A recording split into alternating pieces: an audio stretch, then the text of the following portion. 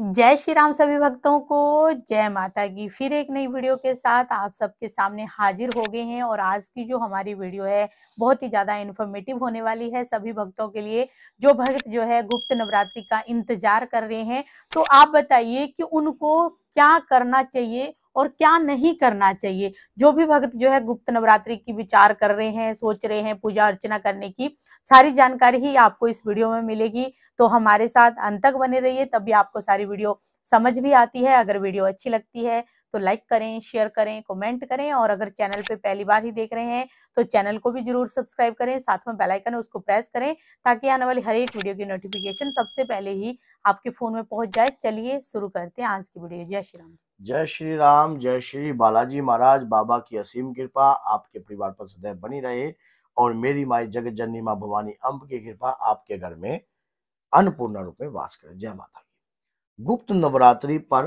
कुछ नियम होते हैं। वैसे तो गुप्त नवरात्रि पर हमने पहले भी वीडियो बनाई है और कुछ ऐसे नियम होते हैं जो व्यक्ति मान लो मन में इच्छा होती है, वीडियो देखकर भी इच्छा उत्पन्न होती है या कोई किसी के सानिध्य से होता है तब भी इच्छा होती है कि ऐसा क्या करे जिससे हम सिद्ध हो जाएं और कृपा प्राप्त हो जाए, और ऐसा क्या करे कि हमारी पूजा भी गुप्त नवरात्रि में लग जाए।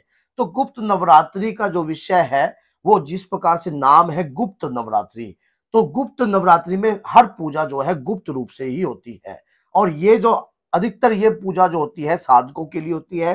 साधक इसका काफी लंबे समय से इंतजार करते हैं। जिस प्रकार से दीपावली का इंतजार होता है, होली का इंतजार होता है, उसी प्रकार से गुप्त नवरात्रियों का भी इंतजार होता है और नवरात्रि का भी इंतजार होता है। तो गुप्त नवरात्रि में जो व्रत है वो व्रत तो नहीं रखना चाहिए, लेकिन आपको साधना 10 महाविद्याओं की कृपा प्राप्त करने के लिए आपको विशेष बातों का ध्यान रखना चाहिए। आप 10 महाविद्याओं की कृपा को प्राप्त करने जा रहे हो गुप्त नवरात्रि के अंदर। ये गुप्त नवरात्रि में विशेष बातें ये है, एक तो सबसे पहली बात, बाहर का भोजन को आपको त्याग देना चाहिए। अगर आप गुप्त नवरात्रि में साधक हो, पूजा पाठ कर रहे हो, आपको झूठ, किसी की निंदा, किसी की चोरी चकारी, इस प्रकार की बातों को नहीं देख करना चाहिए। और मोबाइल के अंदर अगर जो अदृश्य सीनों जैसे आते हैं, कई बार क्या होता है मोबाइल में, किस प्रकार के, आप एक साधक हो या आप एक पूजा करने जा रहे हो, तो सबसे पहली बात इन चीजों पे प्रतिबंध आपका लग जाना चाहिए, खुद आपके हृदय से, किसी के कहने से नहीं, आपके मन से कि मैं इन चीजों पर परहेज करके चलूंगा। एक छोटे छोटे जो है आपको अनुवर्त रखने चाहिए गुप्त नवरात्रि में। सबसे पहली बात, जैसे कि मैं 3 घंटे किसी से बात नहीं करूंगा, 3 घंटे मैं मौन रहूंगा। फिर दूसरी बात, मैं 2 घंटे में जल का पान नहीं करूंगा। फिर ये भी कीजिए कि मैं किसी के बारे में सोचूंगा नहीं और मैं कम से कम 6 घंटे में मंत्रों का जाप करूंगा। ऐसे ऐसे छोटे छोटे अनुवर्त जो है गुप्त नवरात्रि में अगर आप रखते हो तो इनका भी आपको बहुत ज्यादा बेनिफिट होता है, बहुत ज्यादा आपके आपके ऊपर माता की कृपा होती है। और सबसे बड़ी बात यह भी होती है कि मैं इन दिनों पूर्ण रूप से ब्रह्मचारी रहूंगा, किसी के प्रति गलत प्रकार की अपने अंदर ऐसी कोई आकृति अपने शरीर में उत्पन्न नहीं होने दूंगा जिससे मेरे मन की जो विचार है वो बदल जाए। ऐसा नहीं होगा। मैं मां के प्रति पूर्ण रूप से कृपा नायक पाने के लिए उनके सानिध्य का आसरा पकड़ूंगा। अपने गुरु के प्रति हमेशा सम्मानजनक सोच रखूंगा। दूसरी बात, कभी भी कोई भी मंत्र पढ़ने में मेरे अंदर अहंकार की बू उत्पन्न नहीं होगी। अगर कोई कृपा मेरे ऊपर आती भी है और मां की या बाबा की या मेरे इष्ट की जिनकी मैं आराधना करूंगा, वो जो कृपा है मैं जन के कार्य में ही लगाऊंगा और अपने गुरु के सानिध्य में रहकर ही उस कृपा को मैं चलाऊंगा। चलाऊंगा। कभी उस कृपा का गलत इस्तेमाल नहीं करूंगा। कोई भी कृपा अगर आपको प्राप्त होती है, सबसे बड़ी बात होती है आत्मा परमात्मा की का ही होता है, या कोई शक्ति होती है, या कोई आपके इर्द गिर्द कोई ओरा तैयार होता है कृपा का, शक्ति का, तो वो आपका उसके ऊपर कोई अधिकार नहीं है। जब प्रभु से भक्ति लग जाती है तो सब कुछ उन्हीं का हो जाता है, सब कुछ उन्हीं का ही है, वही दे रहे हैं। इस प्रकार से अगर आप अपना एम, अपना लक्ष्य बनाकर चलोगे तो अवश्य ही आपको सफलता की आप प्राप्त करोगे।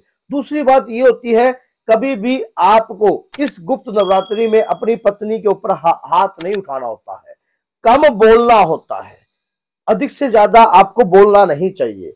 मान लो आप जितना बोलोगे तो आपके अंदर के विचार जो है उस प्रकार से प्रकट होने लग जाएंगे। और क्रोध पे भी आपका अंकुश लगाना होगा। अंदर से किस प्रकार के विचार उत्पन्न है, अगर आपकी परीक्षा भी होती है, आप अगर एक बात ये भी है, गुप्त नवरात्रि में आप रात्रि को मंत्रों का जाप करोगे या दिन को करोगे, ये संकल्प लेने से पहले ही आपको अपना स्वीकार करना पड़ेगा कि मैं इस प्रकार से पूजा का अपना निधान रखूंगा। क्योंकि जिस समय आप पूजा करोगे, ये लगा लो कि आपने 6 घंटे की पूजा कर रहे हो, 2 घंटे की कर रहे हो या 2-2 घंटे बाद आप अपने मंत्रों का जाप कर रहे हो, क्योंकि लगातार 8-8, 9-9, 11-11 घंटे आप जाप नहीं कर पाते कई व्यक्ति।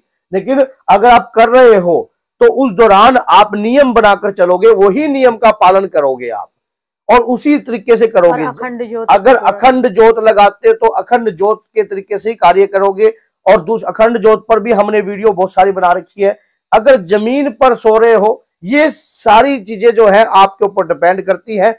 ऐसे सबसे बड़ी बात, जिस प्रकार से इसका नाम गुप्त नवरात्रि है, तो इसमें क्या होता है कि आपको ज्यादा तरीके से गुप्त रहना चाहिए। अपनी आप क्या विद्या हासिल करना चाहते हो, क्या कर रहे हो, किस मंत्र का जाप कर रहे हो, आपको और आपके गुरु के अलावा किसी को भी ना पता लगे। और सबसे बड़ी बात यह होती है, आप ऐसे स्थान पर कभी ऐसे भोजन का भी पान नहीं करना होता है जिससे आपके अंदर तामसिकता उग्र रूप में उभरे। अगर आप किसी तामसिक शक्ति का आह्वान कर रहे हो या किसी भी प्रकार की या मां काली की शक्ति का या मरगट काली की शक्ति को आप प्राप्त करना चाहते हो, तो वो आप अपने गुरु के सानिध्य के अनुसार ही कार्य कीजिए।